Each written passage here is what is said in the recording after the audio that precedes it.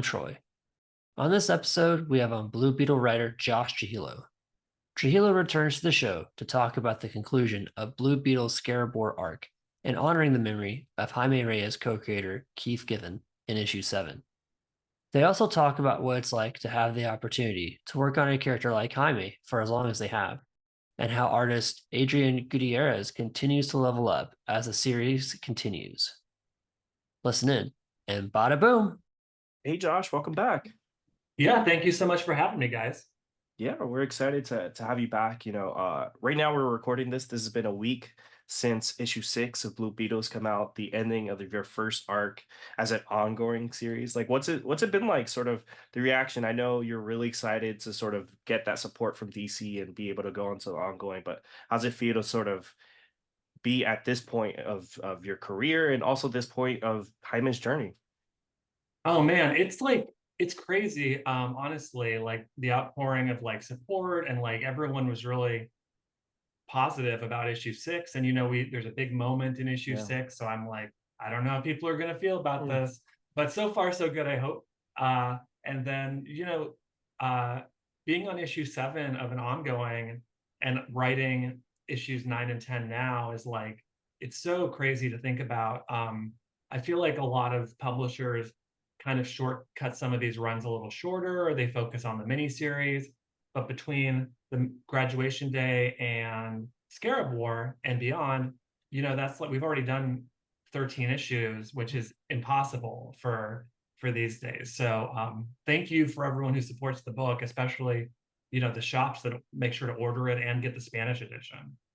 Yeah, with the issues you've written, you're kind of getting close to the point where you'll almost be, at the point of one of the writers that have written the most for Jaime, which is crazy to think Oh, about for a character, that's been around for, 20 years at this point. yeah, John Rogers and Keith Giffen, I think, got to, I want to say 36, and then I think Keith did another 17, something like that. But, I don't mind being second place. Yeah, I mean, hey, second's not bad when Especially you're Keith. talking. Yeah, exactly. It's a Keith Giffen. And one thing I've really liked about sort of, and I think speaks to sort of how long you and Adrian have been on the character and how DC supported it. It seems like both of you have leveled up in a way in terms of the type of story you're telling. Like there's some big splashes in this first arc. Like I could think of like there's a moment where like Madame Xanadu. There's obviously the last issue with the Blood Scarab, that big fight. So what's it been like sort of like pushing each other? Because it seems like since graduation day, like the story has gotten bigger, but it's also the emotional stakes have gotten higher as well.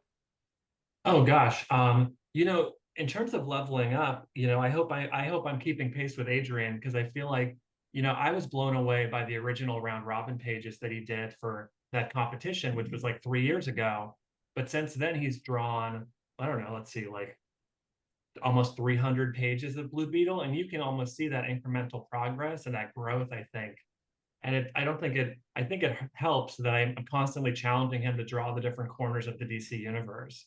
So it's a great calling card for his talent. And uh, just having more issues is a real gift in terms of being able to plot a more intricate story and also keep a lot of our pieces in motion. We have a big cast, and it's nice that everyone gets to do something.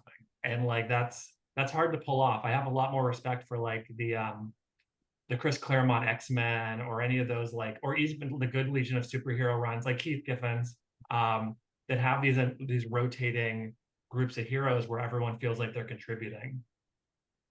Yeah, speaking of having a big cast, this arc, Scarab War, introduced so many more characters into Jaime's life.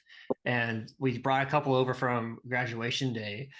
And like Fade Away, I remember reading Fade Away in Graduation Day, and like you had mentioned, oh, it's this older character we're going to breathe some new life into, and everyone has a role to play in it, and it doesn't at any point feel like there's too much going on. It feels kind of contained, but at the same time, you're a part of a much bigger universe. And with Scarab War, with the ending, we won't get into too many spoilers here. It seems like that universe is going to be expanding even more, and so I'm curious to know if you can tell us what other characters that you've breathed life into, like Fade Away, might be coming into the next arc that we'll be seeing. Yeah. So my rule basically is, I love a deep cut. The Blood Scarab goes back like 60 years basically in comic continuity. And they're old pharaohs, so they go back thousands of years within the story. But my rule of thumb is for every old thing I dig up from the old Who's Who or the back issues, I try to create something new. And we have a new character called Pinnacle that's going to be entering the story after our issue 7, and I think that's going to shake things up in a big way. It's a real treat to kind of like expand Jaime's not only his supporting cast but also his rogues gallery. And also, I love characters that are a little gray area, like Fadeaway or Victoria Cord, or even you'll see with Pinnacle coming up what their take on heroism looks like. And so it's just like, I don't know, it's cool. It's a lot of fun to like make a world that feels so much bigger than Jaime, but also it kind of revolves around him in this way. He's the center of gravity for all these different stories and characters. Yeah, and what you've guys have done is really great too, because what I like is that there's a sense of like legacy. Even though Jaime's the center, you've gone deep with the Dan Garrett, the Ted Cords. So you've kind of kept that along. Paco showed up, but you've added a little bit to it. And I think that's sort of what people are missing sometimes when these characters come back, is that sometimes, especially when they move to a new city and stuff like that, you see that people like disregard their history. They're like, all right, this is a fresh start, this is a new take on the character, but you've really sort of like tapped into the history of Blue Beetle. And Adrian's had fun with that too. Like there's been some really cool like art pages, like of him doing like golden age style and stuff like that. So that's something I've really loved about the series, like that legacy aspect. And I think sometimes, especially now, there's so much focus on being like, the only way to get new readers is to disregard that whole history and just put them in a new environment. But I think that's kind of like one of those things where I think if a new reader were to get in on Blue Beetle, they'll be like, you know what, let me get into Infinite and get in that Keith Giffen, Rogers run. Let me get into that Dan Garrett. Let me get into that Ted Cord. And I think you guys have done a really good job of that. Yeah, thank you for that. I hope that we're new reader friendly, because Jaime was really like one of the first ongoings I think I ever read at DC. And uh, to go back to that legacy, it's so central as a theme to the Blue Beetle mythos. And it's not just Jaime, obviously, it's Ted Cord, the second Blue Beetle, or Dan Garrett, the original. And I wanted to kind of create a through line for new readers and old readers to kind of see that connection, and how Jaime really is shouldering a lot of this responsibility and this legacy. And also, he has a target on his back, literally, because Kajida has so much history in the DC universe that you never know when the next secret's going to bubble up to the surface. Yeah, and not to, heap even more compliments on you, but I feel like you did such a great job of making these stories that Jaime is experiencing. They're just so relatable. When I was reading Graduation Day, I was like, man, this would have been the best thing I could have read when I was trying to go to college. And when Scarab War, the pressure of trying to make such big decisions and the ramifications they're going to have for people around them, it's something I feel like a lot of readers can relate to pretty easily.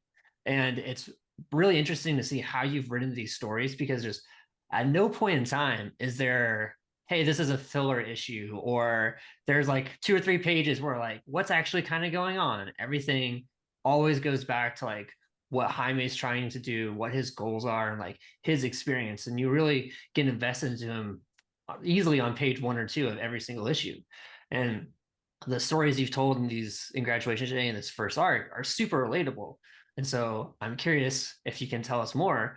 What is the next like emotional trauma, the next problem that like Jaime's gonna have to be like, man, I felt all this pressure on this one area. Now I'm gonna feel a ton of pressure on this other area. Right. It's like the Peter Parker thing, right? Like the Parker luck, like his life always has to be collapsing, but hopefully you do it in a varied way. So like it always comes from a different angle. Coming out of the Scarab War arc, there's that big moment that happens at the end of the issue, and Jaime is going to be reeling from that for a long time. And it really kind of jeopardizes all the trust that he and Kaji have built over the years. And in Graduation Day specifically, kind of a goal of the series is to build up Kaji as its own character, kind of piece by piece. a lot of the time Kaji's kind of just like the voice in Jaime's ear, the guy in the chair, basically. And Kaji has so much history and with before they ever met Dan Garrett. And so I wanted to touch on that by bringing the blood scarab from basically the ancient Egyptian days to the present, and kind of like he is a Blue Beetle villain, but he's also a Kaji Da villain. And I don't think we've seen a lot of those up to this point. Yeah.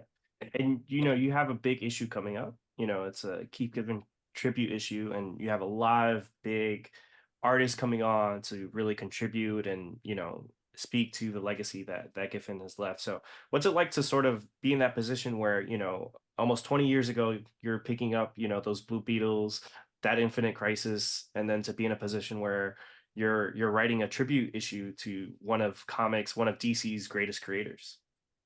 Oh man, it's a lot to handle.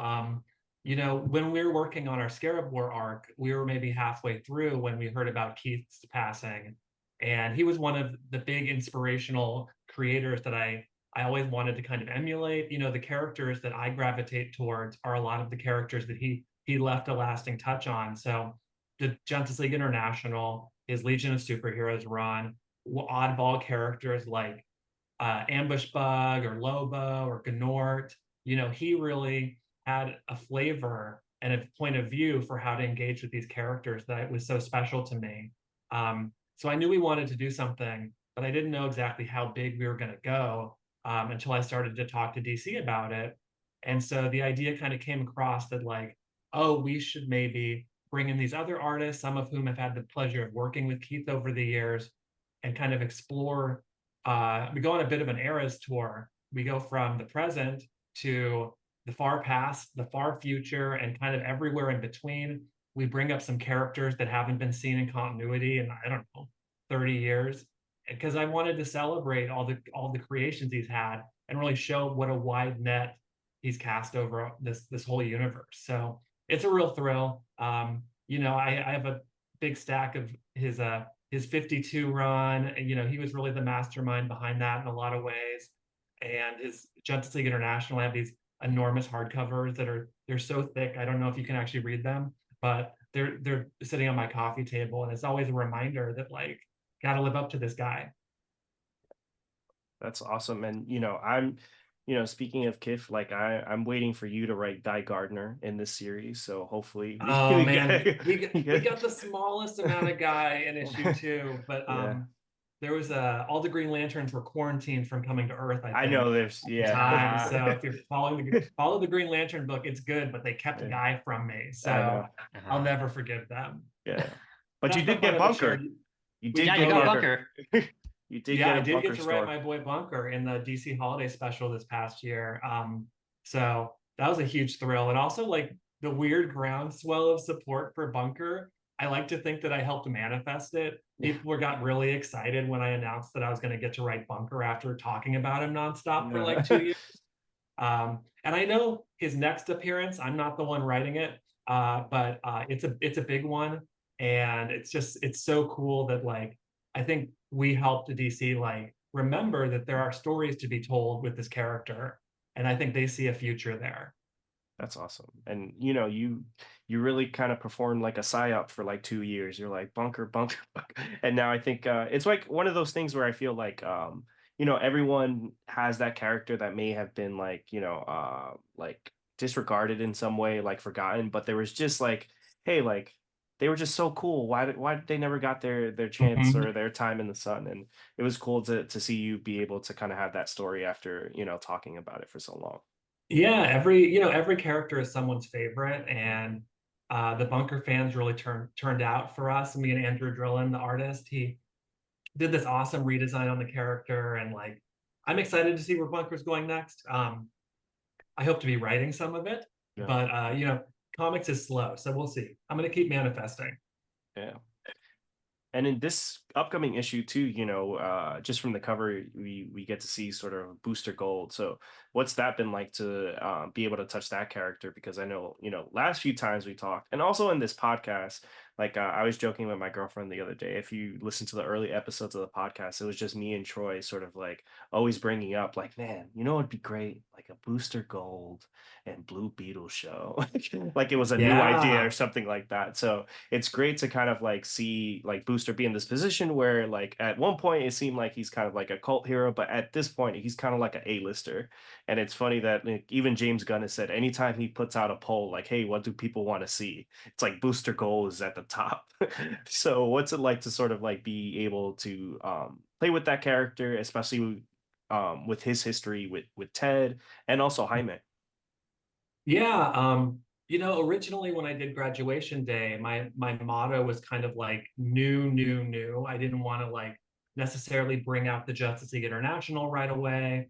I didn't want to do a blue and gold team up necessarily because I felt like there's been a lot of those stories already. And like Dan Jurgens did some masterful work with the two of those characters. You know, he cares about Booster Gold probably more than anyone.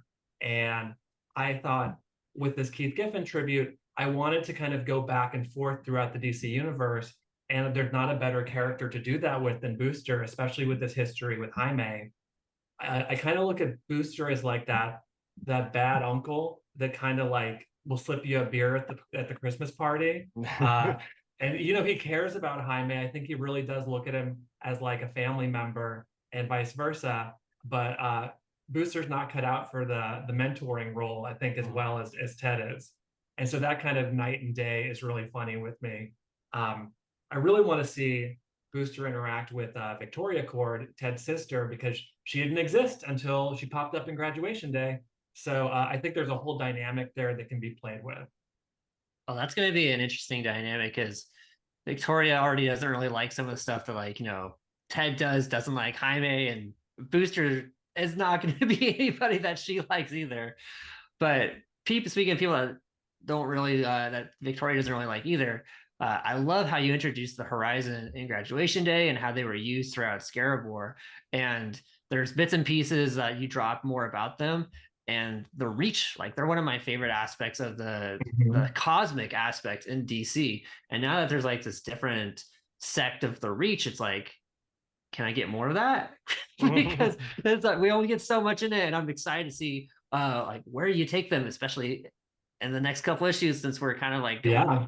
back in time. I'm like, I have no idea, how are you going to do this? Because it's good writing. Yeah. It's what it is. I know I love the Horizon. You know, I wanted to I like giant alien conquering empires, but also like the Reach, if they're as big as they say they are, there have to be members of the Reach that don't want to be conquerors. And what do those people do? Who are what are those kind of rebels, and how do they live? So I had this idea of kind of the Horizon being former members of the Reach that kind of branched off and escaped in their own way. And we touch on that in Graduation Day, issue 3. We talk about the secret history of the Tamaranians and the Reach that hadn't been explored. And going forward, you know, the next arc, the Pinnacle arc, is in a lot of ways, it's actively about that question of what's next for the Horizon. They're on Earth, they're in Palmyra City. They don't necessarily seem to have the most fans in Palmyra City right now. And so they have to make some big decisions about what their future is and what that means for Jaime, who they've kind of designated as their champion. Yeah, and I'm excited to see where you take them, because I hope one day Palmyra City is to the Reach as Metropolis is to, or not to the Reach, to Horizon as Metropolis is to Superman, because it just seems like such a great fit and such a great pairing for like those parties in those cities. But that's what's next for the Horizon. But what's next for you? What else do you have going on that you can talk to us about? Yeah, so actually just the day we were recording this, we announced I'm doing a Mothra versus Hedorah comic for part of the Godzilla Rivals series. And so I'm doing it with my good friend Josh Cornione. We're reteaming after we did a book called Pool Boys last year, 2 years ago, I don't know. And so we're back, and it's a lot of action. It's kind of unexpected. I've never written a kaiju battle before, and we figured it out. I'm really proud of that story. Coming up in April, I want to say, I have a mini series with Oni called Rick and Morty Kingdom Balls, and we're doing a parody of Kingdom Hearts, and we are going all in with it. So get your old strategy guides out. We're doing some deep cuts, and we're getting weird with it. And then I'm doing a Sonic comic with IDW. It's like a whodunit. There's a murder of sorts, and I can't go into more detail than that. But the Sonic comics are not the place you'd expect to find a murder, and I think I found a way around it. Honestly, Josh, like you just became half of my pull list, probably. But yeah, awesome. Thank you so much, Josh. It's a pleasure. Again, thank you. Check out Blue Beetle. It's on the stands coming next month. When does the issue 7 come out? I believe it's March 5th, but it might be March 12th. Ask your local comic book shop, because I apparently don't have the information. But no worries. These things shift anyway, so I'm really excited. Around. Yeah. But let your shop know when you're listening to this that you want a copy of it, so they can save you one. The cover that Adrian Gutierrez, our artist, did, just incredible. It features, 30 characters that Keith Giffen had a lasting impact on, and it's the whole book is just a fun celebration of his career, and also it pushes Jaime's story forward in a way that new readers can pick up. Or if you've been reading the series from the very beginning, I think you'll be satisfied that it's not just a one and done. This has some lasting impact on the rest of the series. Awesome. And with that, bada boom. Bada boom. Thank you for listening to the Bada Boom podcast. Keep the conversation going on Instagram, TikTok, and Twitter. Get in the comments on our YouTube channel and let us know what you'd like to hear next. And please subscribe to the podcast on Apple Podcasts, Spotify, and wherever you listen.